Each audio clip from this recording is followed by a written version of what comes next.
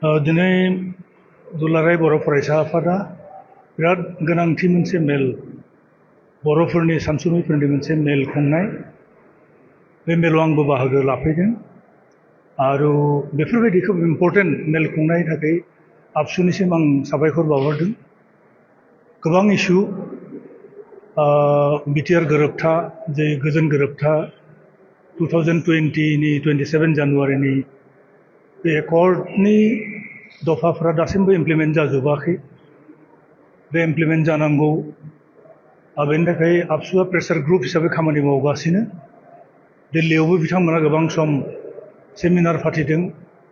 बेनि उनाव 125th एमेन्डमेन्टनि थाखाय बिथांमोना नांथाबगासिनो रिसेन्टलि निउ दिल्लीयाव मोन 6 शिड्युल अट'नमि बे अट'नमिनि लिडारशिपफोरखौ लिंनानै मोनसे सावरायमेल खुंदों आरो बेफोरबायदियैनो 125th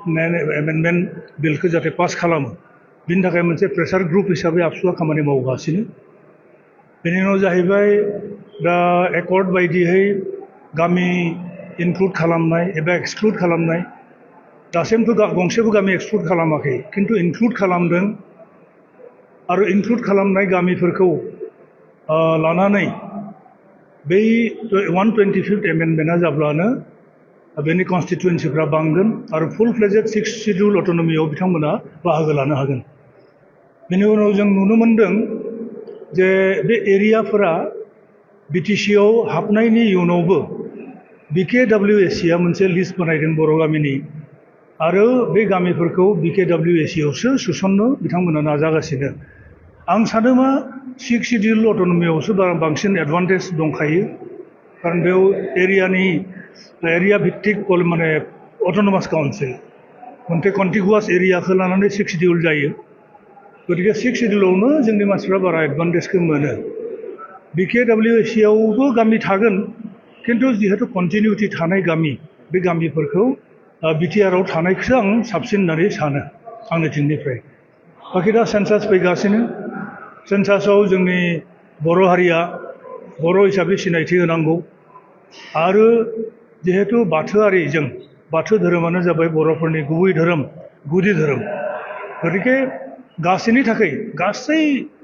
गुबुन गुबुन रिलिजियास फेथआव थानाय बिथांमोनाबो जाहाथे बे गासैयाव गावखौनो बाथौइजिम होननानै जा परिचयखौ होयो सिनायथिखौ होयो बेखौ आं खावलायो ट्राइबेल संघनि जानानै सिसिटुवानि जानानै आरो जायफोरा बर' राव रोङा खिन्थु बिथांमोनाबो असमिया भाषी हिसाबै सिनायथि होआलासिनो गावखौनो बर' हिसाबै बे सेन्सासाव सिनायथि होनांगौ बेखौ आं खावलायदों दिनैनि बे सावराय मेलाव जा आरो फरेस्ट राइट एक्टनि खायफा जाहा दासिमबो इस्यु दं बे माबा प्रब्लेमफोरा जोबाखै गोबां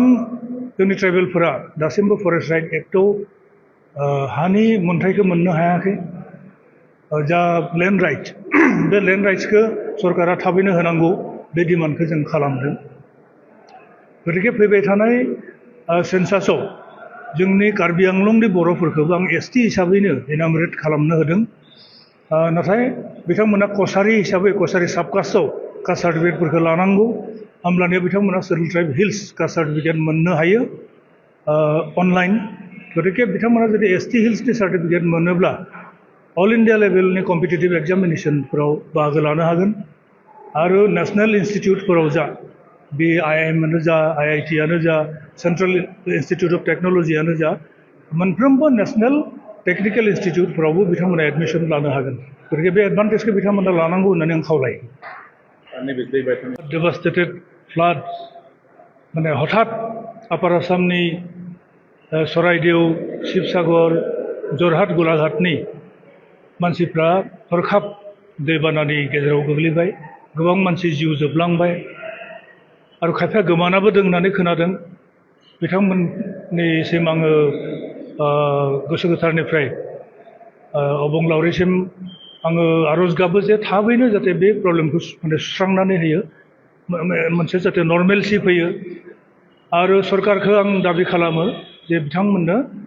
साफिसियेन्ट बा एडिकुवेट